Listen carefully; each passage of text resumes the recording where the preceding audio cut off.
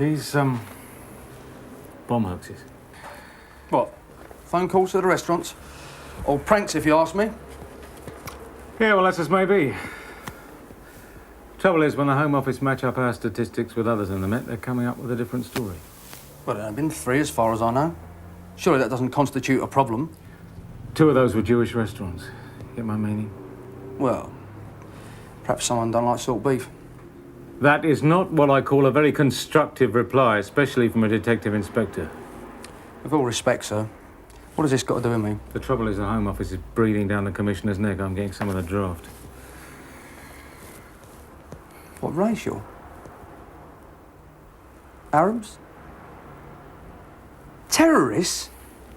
They've got to be joking. This is just pranks, all stupid pranks. Look, Roy, I'm inclined to agree with you, all right? But they wish to be kept informed. It appears that somebody in the corridors of power, probably a civil service clerk or something, has got a bee in his bonnet and thinks it may blow into something bigger. Questions might be asked in the House. Well, I'm glad I'm just a plain, simple copper. Don't have to bother about things like that. How are things in your department at the moment? You're busy, are you? Yeah. Quite busy, sir. Look, I won't beat about the bush. I want you to take over the bomb hoax investigation. Now, hang on, sir. I mean, Sergeant Cryer's dealing with that. I don't think I should interfere. It's no reflection on Sergeant Cryer. I know that he's diligently collated a lot of information and generally he's done a good job. I've got the greatest respect for Sergeant Cryer. All the more reason why I should interfere. I wish you wouldn't interrupt, Roy. I was saying I've got the greatest respect for Sergeant Cryer, but his workload's been very heavy over the last 2 weeks. He's also got this graduate, P.C. Higgins, attached to him. It's a responsibility he could well do without. Unfortunately, I don't have any other sergeants with his experience free at the moment. You can snigger, Roy, but it might have been a nice gesture on your part if you'd have had Higgins with you for a few days. You never know. With this accelerated promotion these college boys are getting, he could well be your governor in 10 years' time. So you want it wrapped up as quickly as possible, is that the idea? If it's a prank, I want it cleared up, out the way. I don't care how you do it, but get it done. Understand? I understand perfectly, sir. If you want any further help, I suggest you liaise with Sergeant Cryer. Thank you, Roy. Thank you, sir.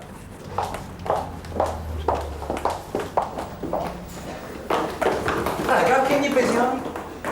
Excuse me, sir, would you mind You're dated today, yeah. Someone just now. We'll get you. Have you got a corresponding number? Sergeant Cryer, I want to see you at my office now. Oh, well, can you phone me back on that? Yeah, and you can get stuffed, Inspector Galloway. Yeah, cross-reference it. This is a bloody lumber.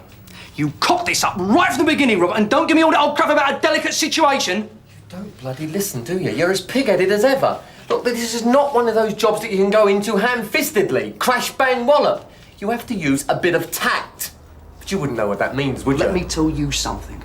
You're the person that's created the delicate situation. Not that idiot making the phone calls, but you, Sergeant Robert Cryer, Uncle Bob. Yeah, but you haven't got Solly Goldstein and Reggie Abrams sat in from one side and the Chief Super from the other. But it's a prank.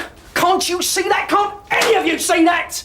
Look, I know Solly Goldstein. Believe me, if there was no PLO, he would have invented it. You do talk some bloody rubbish sometimes. You honestly do.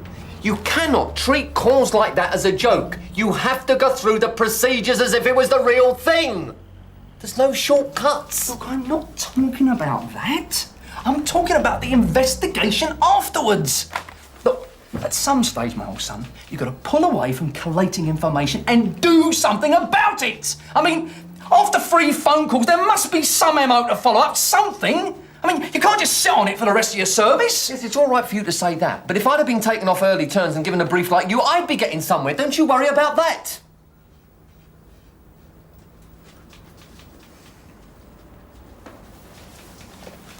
Don't worry, Sarge. The CID, as per usual, will sort it all out. Know what I mean?